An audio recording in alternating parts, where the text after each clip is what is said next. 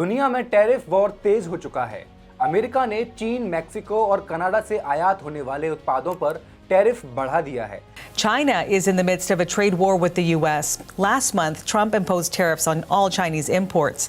25% tariffs that the president slapped on Canada and Mexico on Monday. चीन के विदेश मंत्रालय ने जवाबी कार्रवाई में कहा है, हम अमेरिका के साथ कैसे भी युद्ध के लिए तैयार हैं, लेकिन इस टैरिफ युद्ध में भारत की स्थिति कमजोर दिख रही है।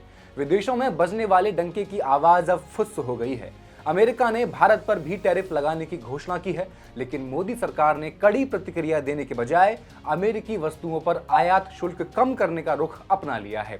इस बीच भारत सरकार ने अमेरिका में मुश्किलों का सामना कर रही एलन मस्क की कंपनी स्टारलिंक को भारत में बिजनेस करने की अनुमति दे दी है। पहले एयरटेल फिर जियो दोनों अब एलन मस्क की स्टारलिंक के साथ काम करने को तैयार हो गए हैं। अमेरिकी शेयर बाजार में हाल ही में टेस्ला के शेयरों में भारी गिरावट देखी गई, जिससे एलन मस्क को झटका लगा। Tesla shares down more than 5% today with Tesla shares slightly higher today but seeing a more than 50% drawdown. Tesla shares plunged by 15% yesterday.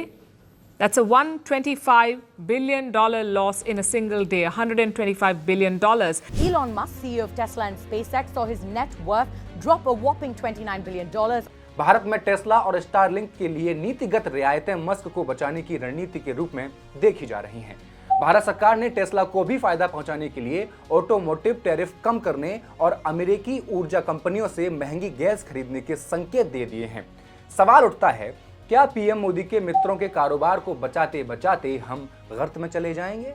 क्योंकि इस अमेरिकी मित्र का नुकसान पिछले कुछ दिनों में हुआ है, वो भारत की जीडीपी से भी कहीं ज्यादा है। आखिर क्यों भारत सरकार अमेरिका की व्यापार नीतियों के आगे झुक रही है, जानेंगे इस वीडियो में।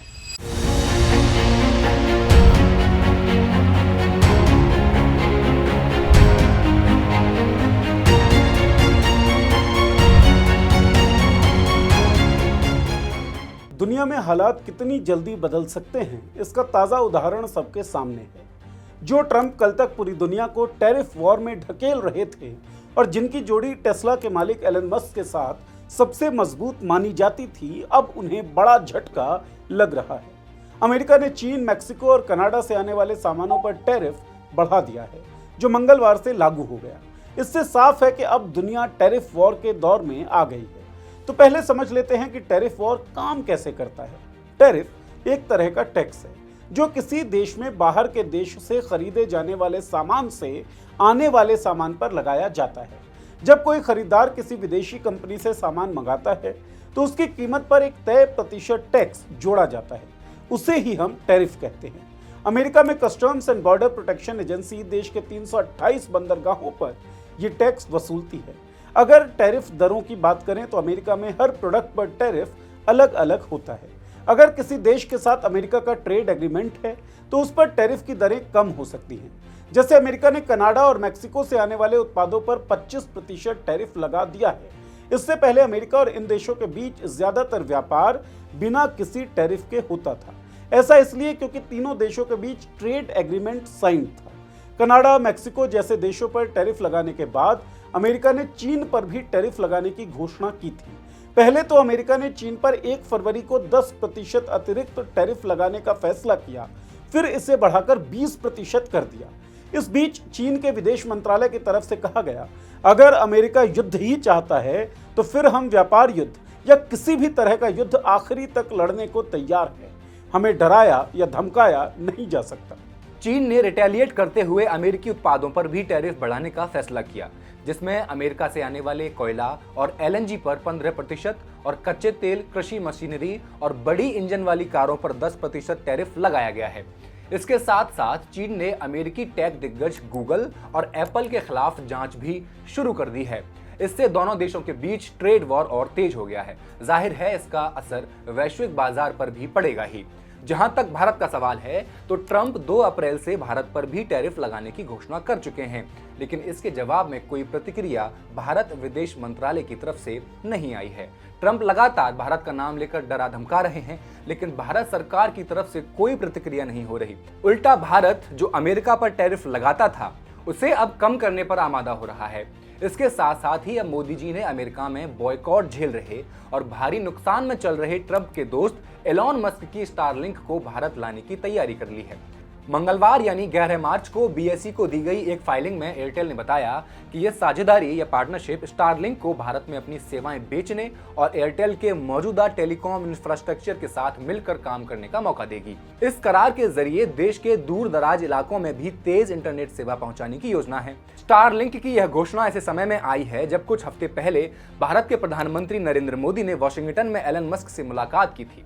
स्टारलिंक लंबे समय से भारत में अपनी सेवाएं शुरू करना चाहती थी, लेकिन हाल ही में इसका मुकेश अंबानी की टेलीकॉम कंपनी रिलायंस जियो से टकराव हुआ है।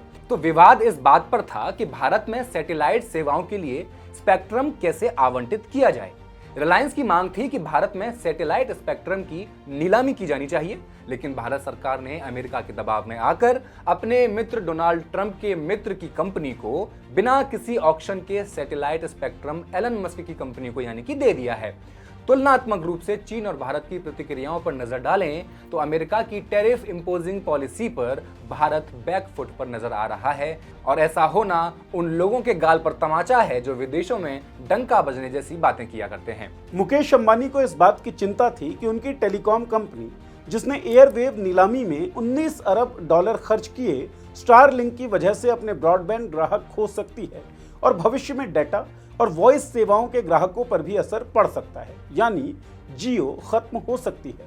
कुछ साल पहले जियो के पोस्टर पर प्रधानमंत्री का पोस्टर था। फ्री डेटा देकर उपभोक्ताओं को आदत डाली गई और फिर महंगे रिचार्ज बेचकर भारत में मोनोपोली स्थापित करने की कोशिश की गई, जो पीएम मोदी के इस फैसले से तहस नहस होती हुई नजर आ रही थी। दिलचस्प बात यह है कि 11 मार्च को एयरटेल और स्टारलिंक के एक साथ आने की खबर आती है और इसके अगले दिन 12 मार्च को एक और खबर आती है कि अब एयरटेल ही नहीं, एयरटेल के साथ साथ रिलायंस जियो भी स्टारलिंक के साथ भारत में अपनी सेवाएं प्रदान करेगा। यह सौदा हैरान करने वाला है क्योंकि महीनों तक दोनों कंपनियां इस बात पर आमने सामने थीं कि भारत में सैटेलाइट स्पेक्ट्रम का आवंटन कैसे होना चाहिए, लेकिन अब इस नए डिस्ट्रीब्यूशन डील के तहत अंबानी अपने ही प्रतिद्वंद्वी के उत्पादों को भारत के तेजी से बढ़ते बाजार में बेचेंगे, जबकि उनकी सीधी प्रतिस्पर्धा उन्हीं से है। काउंटर पॉइंट रिसर्च फर्म के सह संस्थापक नील शाह ने इसे एक चतुर रणनीति बताया, जिसमें पहले प्रतिद्वंदी रहे खिलाड़ी अब साथ आकर बाजार को साझा कर रहे हैं। स्टारलिंक की भारत में संभावित कीमतें और स्पीड, भले ही स्टारलिंक ने अभी भारत के लिए अपने प्लान्स की घोषणा नहीं की है, लेकिन हम भूटान में लागू कीमतों और स्पीड को देखकर अंदाजा लगा सकते हैं कि भारत में इसकी कीमतें क्या होने वाली हैं। बिजनेस टुडे की रिपोर्ट के मुताबिक भूटान में स्टारलिंक के प्लान 3001 रुपए प्रति माह से लेकर 4201 रुपए प्रति माह तक हैं, जिनकी स्पीड 25 Mbps से 110 Mbps तक है। अगर स्टारलिंक भारत में लॉन्च होता है तो विदेशी डिजिटल सेवाओं पर 30% ज्यादा टैक्स लगाया जाता है, जिससे स्टारलिंक के प्लान भूटान से थोड़े महंगे हो सकते हैं। अनुमान है कि भारत में इसके प्लान 3500 रुपए से 4500 रुपए प्रति माह की शुरुआती कीमत पर आ सकते हैं। कुल जमा यह है कि अमेरिका की टैरिफ घुड़की से बचने की कोशिश कर रही भारत सरकार चाहती थी कि वो अमेरिका के टैरिफ वॉर से बच निकले, लेकिन अब यह मुमकिन होता नहीं दिख रहा। शुरुआत में ही भारत सरकार ने अपने सारे कार्ड खोल दिए हैं, जिससे उसकी कमजोर स्थिति साफ होती नजर आ रही है। यही वजह है कि डोनाल्ड ट्रंप प्रशासन ने भारत पर और दबाव बनाना शुरू कर दिया है। भारत सरकार ने पहले ही अमेरिकी वस्तुओं पर लगने वाले आयात शुल्क में कटौती शुरू कर दी और विदेश मंत्री एस जयशंकर अमेरिका को खुश करने की कोशिशों में जुट गए। एस जयशंकर ने लंदन में कहा था कि डोनाल्ड ट्रंप बहुत ध्रुवीय दुनिया की ओर बढ़ रहे हैं जो भारत के हित में है। उन्होंने क्वाड को ट्रंप का महत्वपूर्ण मंच बताया। क्वाड में भारत, अमेरिका, जापान और ऑस्ट्रेलिया शामिल हैं। ट्रंप ने ब्रिक्स देशों पर 100% टैरिफ की धमकी दी थी, लेकिन जयशंकर ने स्पष्ट किया, डॉलर की अनदेखी में हमारी रुचि नहीं है। This is the source of economic stability. यानी ट्रंप के व्हाइट हाउस में आने के बाद से नरेंद्र मोदी सरकार का जो रुख दिखा है वो जयशंकर के बयान से एकदम साफ हो रहा है। भारत ने ट्रंप प्रशासन को खुश करने के लिए कई कदम उठाए, जैसे 1600 सीसी मोटरसाइकिलों पर आयात शुल्क घटाया, न्यूक्लियर लायबिलिटी लॉ में बदलाव का संकेत दिया, अमेरिका से महंगी गैस खरीदने पर सहमति जता दी, अमेरिकी हथियारों की खरीद का ऐलान किया। इसके बावजूद ट्रंप ने भारत पर दबाव बनाए रखा। ट्रंप ने भारत को हायर इंपोर्ट ड्यूटी लगाने वाला देश कहा और 2 अप्रैल से रेसिप्रोकल टैरिफ लगाने की चेतावनी दे दी। वाणिज्य मंत्री पीयूष गोयल अमेरिका गए ताकि कोई व्यापार समझौता हो सके, लेकिन भारत को कोई ठोस लाभ नहीं मिला।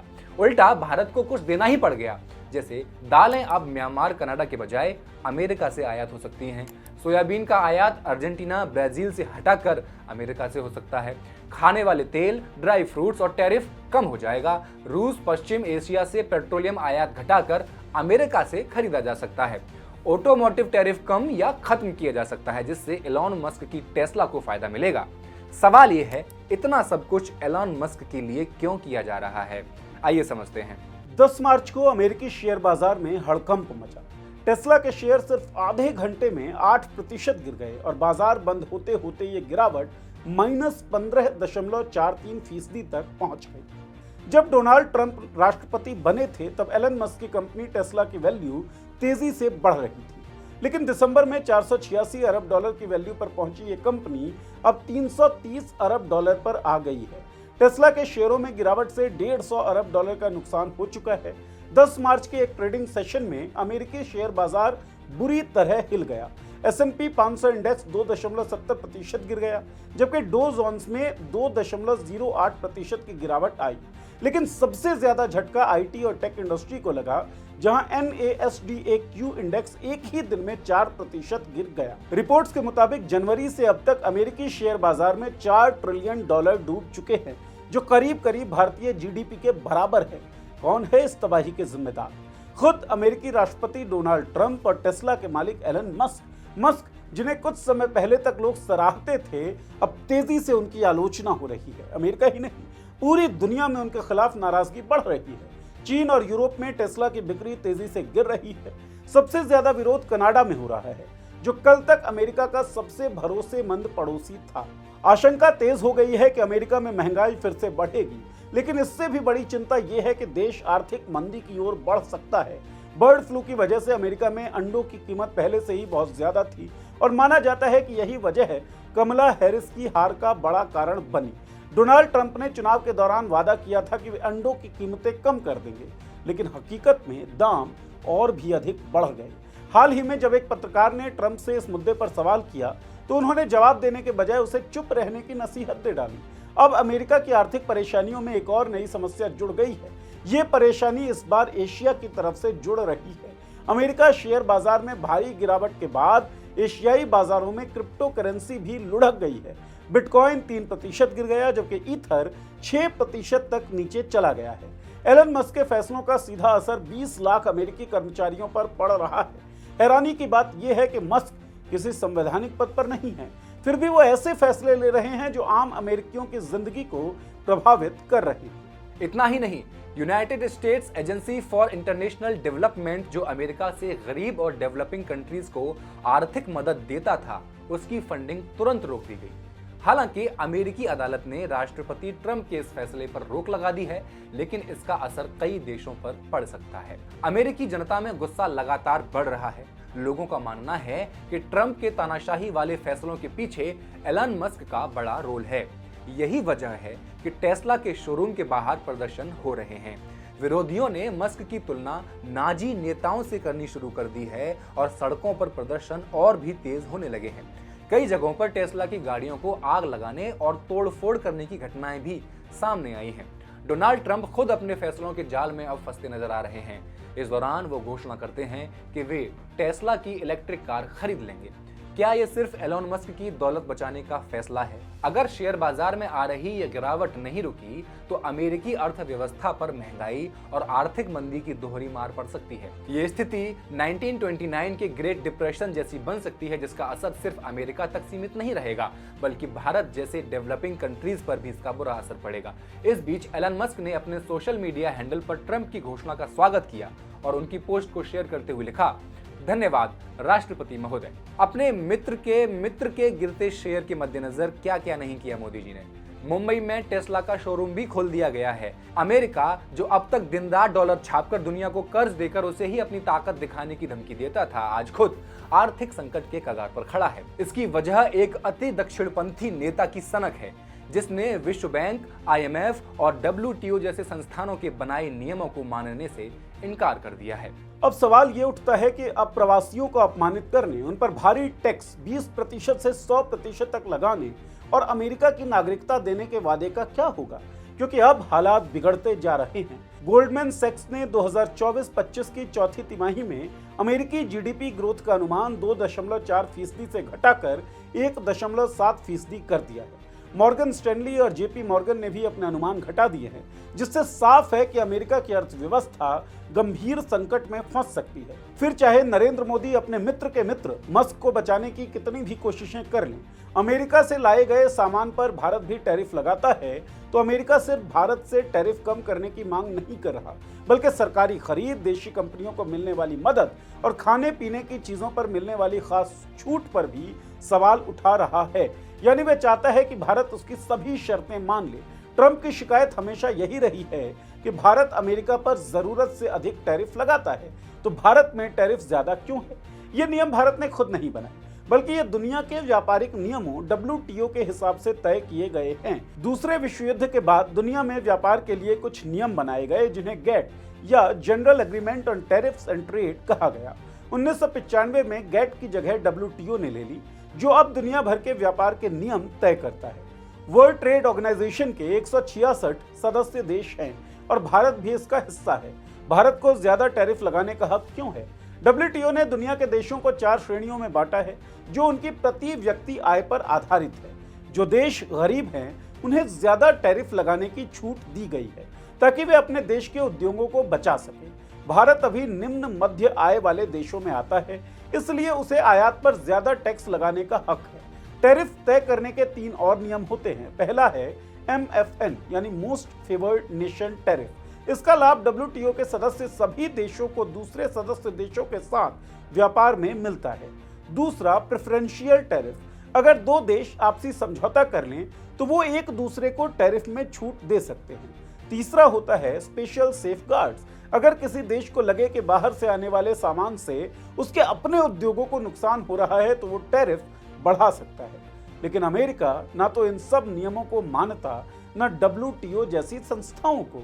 दरअसल जब गेट और फिर WTO बनाए गए, तब दुनिया में औपनिवेशिक शोषण के खिलाफ एक जागरूकता थी। तब यह माना गया कि गरीब देशों को कुछ छूट और सुरक्षा दी जानी चाहिए, ताकि वे भी आर्थिक रूप से मजबूत हो सके। यही कारण था कि अमीर देशों को अपने कुछ फायदे छोड़ने पड़े और वैश्विक व्यापार के लिए ऐसे नियम बने जो न्याय संगत हों। लेकिन अब परिस्थितियां बदल गई हैं। अमीर देश अब उन नियमों का पालन करने में कोई दिलचस्पी नहीं दिखा रहे, जिन्हें कभी उन्होंने खुद बनाया था। खासकर ट्रंप प्रशासन ने तो खुलकर इस नीति को अपनाया। ट्रंप ने अपने कार्यकाल में कई अंतर्राष्ट्रीय समझौतों को तोड़ दिया, जैसे कि अमेरिका ने WHO छोड़ दिया, संयुक्त राष्ट्र मानवाधिकार परिषद से हट गया, पेरिस जलवायु समझौते को मानने से इनकार कर दिया और यूनेस्को से अलग होने की तैयारी कर ली। इतना ही नहीं, उसने उत्तर अमेरिकी मुक्त व्यापार समझौते यानी कि NAFTA को भी खत्म कर दिया। इससे साफ है कि अमेरिका अपने फायदे के लिए दुनिया भर से मुक्त व्यापार की मांग करता है, लेकिन जब उसे नुकसान होता है तो वह खुद को बनाए गए नियमों से अलग कर लेता है। यही वजह है कि भारत को अमेरिका के दबाव में आकर अपने टैरिफ कम करने के बजाय अपने आर्थिक हितों को प्राथमिकता देनी चाहिए, जबकि अमेरिका को भी अच्छी तरह पता है कि भारतीय व्यापारी ट्रंप की सख्ती से बचने के लिए अपनी सरकार पर दबाव डाल रहे हैं। एक तरफ अमेरिका का दबाव और दूसरी तरफ अपने ही कारोबारियों की मांग भारत सरकार पर पड़ रही है। ऐसी हालत में भारत सरकार के पास ज्यादा रास्ते नहीं बचे हैं। जो व्यापारी अमेरिका में अपना सामान बेचते हैं, वे लगातार सरकार से कह रहे हैं कि अमेरिकी उत्पादों पर लगने वाला टैक्स कम कर दिया जाए, ताकि उनके बिजनेस को नुकसान न हो। जैसे इसे गहराई से सोचने की कोशिश करें। 5 मार्च को खबर आई कि भारत की दवा कंपनियों ने सरकार से कहा है कि अमेरिका से आने वाली दवाओं पर टैरिफ हटा दिया जाए। इसके बाद कई और सेक्टरों ने भी सरकार से यही मांग शुरू कर दी। चावल, मछली उत्पाद, गहने, कपड़ा उद्योग करने वाले सब व्यापारियों ने कहा कि अमेरिका से आने वाले सामान पर टैक्स कम किया जाए, ताकि उनके बिजनेस को नुकसान ना हो। ऑटो सेक्टर ने सरकार से अलग मांग रखी। उनका कहना है कि अमेरिका से आने वाली गाड़ियों पर टैक्स धीरे धीरे घटाया जाए, ताकि भारतीय ऑटो कंपनियों को तैयारी का समय मिल सके। इस बीच कुछ भारतीय ऑटो पार्ट बनाने वाली कंपनियों ने तो अमेरिका जाकर ही फैक्ट्री लगाने की योजना बना ली है। उन्हें लग रहा है कि अमेरिका में जाकर काम करना ज्यादा फायदेमंद रहेगा। अब टेलीकॉम सेक्टर की बात करें तो भारतीय एयरटेल की खबर तो आपको दी ही जा चुकी है। हवा का रुख बदल रहा है। जब भारती एयरटेल और जियो को लगा कि अब स्पेस एक्स को भारत में आने से रोकना मुश्किल है, तो उन दोनों ने खुद ही स्पेस एक्स के साथ मिलकर साझेदारी कर ली। भारत सरकार के इस फैसले पर आपकी राय क्या है, हमें कमेंट सेक्शन में लिखकर जरूर बताएं और मॉलिटिक्स को सब्सक्राइब कर लें। शुक्रिया।